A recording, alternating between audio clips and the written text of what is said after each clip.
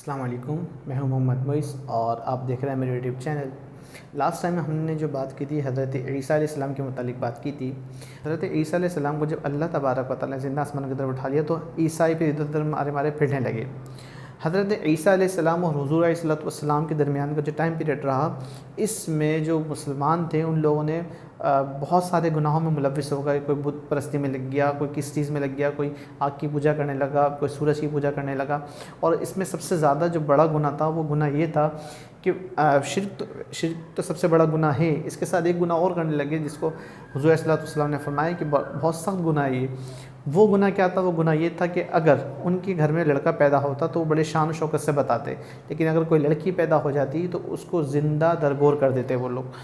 جب یہ سارے معاملات بگڑنے لگے عرب کے، تو اللہ تبارک و تعالیٰ نے اپنے نبی آخر الزماں، تمام نبیوں کے تاجدار حضور علیہ السلام کو اس دنیا میں بھیجا۔ آپ علیہ السلام جب اس دنیا فانی میں تشریف لائے تو آپ کی جو ولادت تھی 12 ربیع الاول کو مکہ معظمہ میں ہوئی۔ آپ کی والدہ کا نام آمنہ اور آپ کے والد کا نام عبداللہ تھا۔ آپ کی ولادت سے قبل 2 ماہ آپ کے والد کا انتقال ہو چکا تھا۔ پھر آپ کی پرورش آپ کی والدہ نے کی، اور آپ کے جو دادا تھے عبد المطلب، آپ ان کی زیر سرپرستی رہے۔ 6 سال کے ہوئے تو آپ کی والدہ کا انتقال ہو گیا۔ پھر آپ کے جو دادا تھے عبد المطلب، انہوں نے آپ کو اپنی زیر سرپرستی لے لیا اور آپ کی پرورش کرنے لگے۔ آپ کی جب والدہ کے انتقال کے 2 سال بعد آپ کے جو دادا تھے ان کا بھی انتقال ہو گیا۔ پھر آپ اپنے دادا کے بعد آپ کی جو پرورش کا ذمہ ہے وہ آپ کے چاچا ابو طالب نے لے لیا۔ ابو طالب اپنے بیٹوں سے زیادہ آپ سے بہت محبت کرتے تھے۔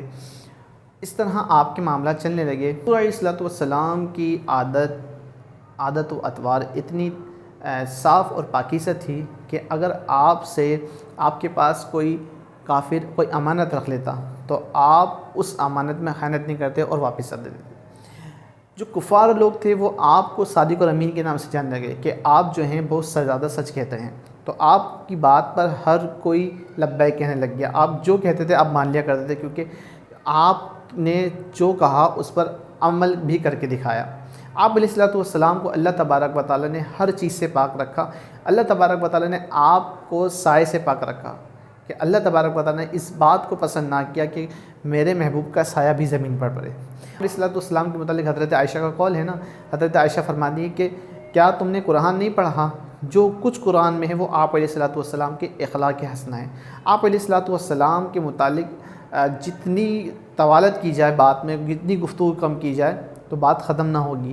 اگر ان پوری دنیا کے درخت جو ہیں ان کو کاٹ کر قلم بنایا جائے اور تمام سمندروں کے پانی کو سیاہی بنا دی جائے، جب بھی آپ علیہ السلام کے اوصاف ختم نہیں ہوں گے۔ آپ علیہ السلام کو اللہ تبارک و تعالیٰ نے حسن اخلاق سے نوازا، اور آپ علیہ السلام کے اخلاق ایسا کہ آپ علیہ السلام اگر کسی غریب یتیم بچے کو دیکھتے تھے آپ اس کو گھر لے آتے۔ ایک مرتبہ کا ذکر ہے کہ آپ علیہ السلام ایک جگہ سے تشریف لے جا رہے تھے، تو ایک عید کی نماز کا ٹائم تھا اور آپ کے ساتھ حسن اور حسین بھی تھے۔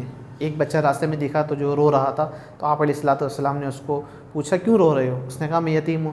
تو آپ علیہ السلام نے اس کا ہاتھ پکڑا، گھر لے آئے اور حضرت فاطمہ سے کہا اس کو تیار کرو اور ہم حسن حسین کے ساتھ اس کو بھی نماز کے لیے لے کے جائیں گے۔ تو اس کو حضرت فاطمہ رضی اللہ تعالیٰ عنہ نے ان کو تیار کیا اور آپ علیہ السلام ان کو نماز عید کے لیے لے گئے۔ حضور علیہ السلام کی 25 برس میں شادی ہوئی حضرت خدیجہ سے۔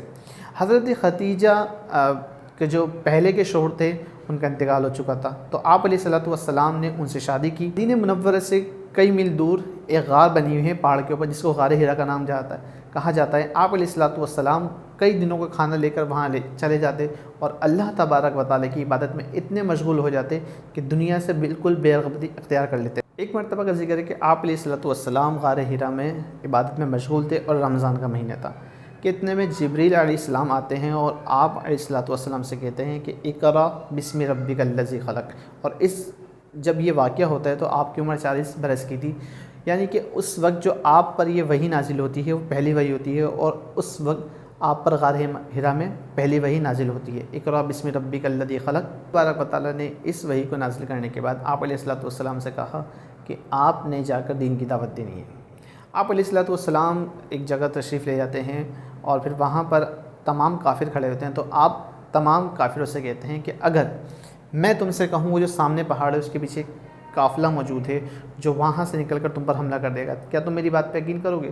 تو سب نے کہا ہم آپ کو جانتے ہیں، آپ صادق امین ہیں، تو اگر ایسا کہیں گے تو ہم اس بات پر یقین کرتے ہیں۔ تو آپ نے کہا میں بھی یہ کہتا ہوں کہ اللہ تبارک و تعالیٰ واحد اور یکتا ہے، اس پر ایمان لے آؤ اور اس کے سوا کسی اور کو شریک نہ ٹھہراؤ اس کے ساتھ۔ تو لوگ بولتے ہیں بھائی ہم اس بات کو نہیں مانتے، کچھ لوگ رکتے ہیں اور باقی سب کے سب چلے جاتے ہیں آپ کو برا بھلا کہہ کر۔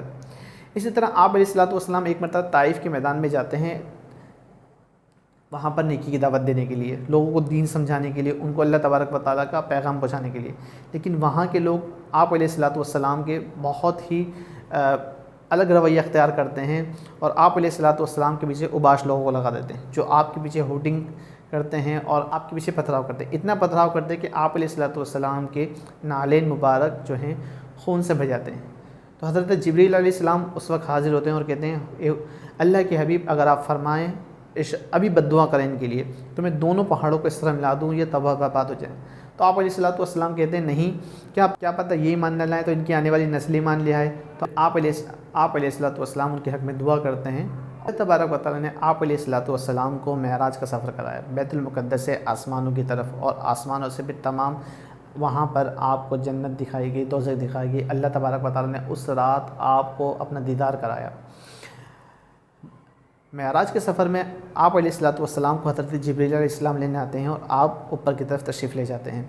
حضرت جبریل ایک لمٹ پر ایک جگہ پہنچ کے کہتے ہیں کہ یہاں سے میں آگے نہیں جا سکتا، اگر میں یہاں سے آگے گیا تو میرے پر جل جائیں گے۔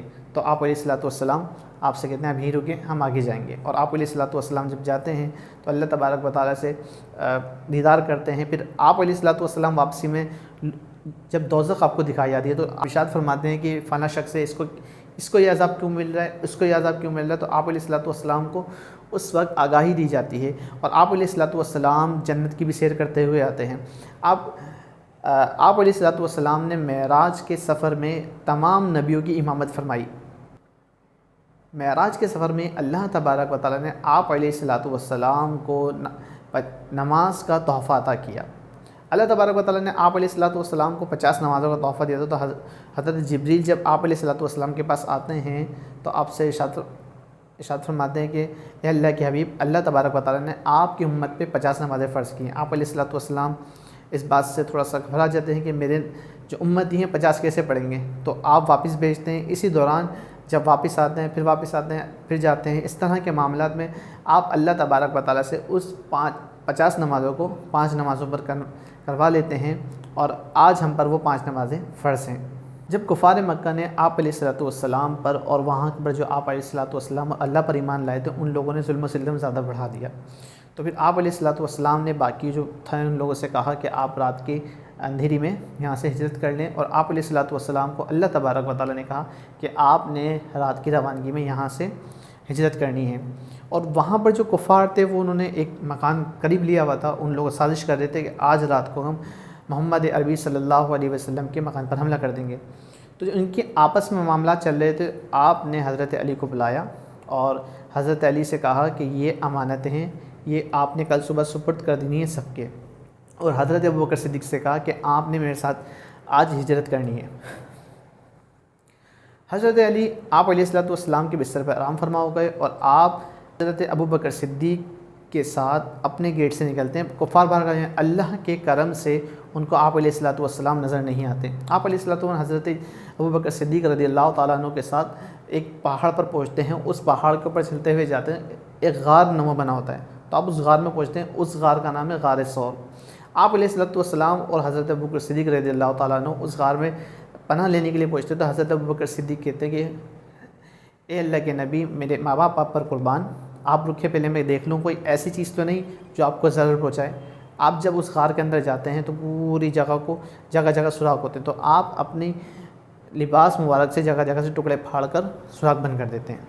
جب سوراخ بند کر دیتے ہیں پھر ایک سوراخ رہ جاتا ہے، تو اب وہ حیران کہ اس میں کیا کروں، تو آپ علیہ الصلوۃ والسلام کو اندر بلا لیتے ہیں۔ جب آپ علیہ الصلوۃ والسلام اندر تشریف لے آتے ہیں تو حضرت ابوبکر صدیق بیٹھ جاتے ہیں۔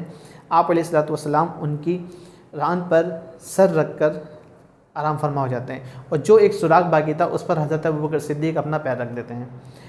اب اس سوراخ سے ایک سانپ جو ہے آپ کو ڈستا ہے، تو جیسے ہی آپ کی آنکھ سے آنسو نکلتا ہے، حضور علیہ الصلوۃ والسلام کے رخسار مبارک پر جیسے گرتا تو آپ علیہ الصلوۃ والسلام نیند سے بیدار ہوتے ہیں اور پوچھتے ہیں ابوبکر کیا ہوا؟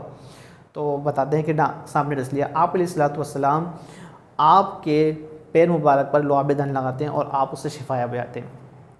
اب وہاں سے کفار آپ کو ڈھونڈتے ہوئے غار ثور کی طرف آتے ہیں، تو وہ دیکھتے ہیں کہ ایک غار بنی ہوئی ہے۔ اب وہ جیسے ہی غار کی طرف پہنچتے ہیں تو دیکھتے ہیں کہ ایک جال بنا ہوا ہے مکڑی کا، اور وہاں پر کچھ کبوتر نے انڈے دیے ہوئے ہیں۔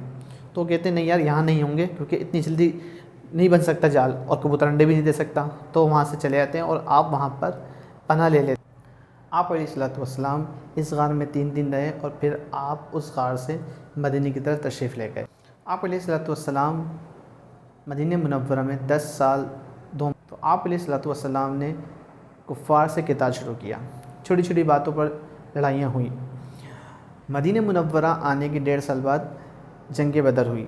جنگ بدر میں آپ نے خبر سنی کہ کفار جو ہیں قریش مکہ، ان کا قافلہ شام سے مکے کی طرف جا رہا ہے، تو آپ علیہ الصلوۃ والسلام نے 313 صحابہ کرام کو لیا اور مکے کی طرف پہنچ گئے۔ جب وہاں ان کو یہ خبر پہنچی تو انہوں نے بھی 1000 کا قافلہ لیا اور پہنچ گئے۔ مقام بدر پر دونوں پہنچتے ہیں، تو پھر وہاں پر دونوں کے درمیان جہاد ہوتا ہے، لڑائی ہوتی ہے، اور اس میں اللہ تبارک و تعالیٰ آپ علیہ الصلوۃ والسلام کے صدقے میں مسلمانوں کو فتح عطا کر دیتا ہے، اور ان کو تمام جو بڑے بڑے کافر تھے وہ سب وہاں قتل ہو جاتے ہیں۔ اس واقعی غزوہ بدر کے متعلق اللہ تبارک و تعالیٰ نے قرآن مجید میں ارشاد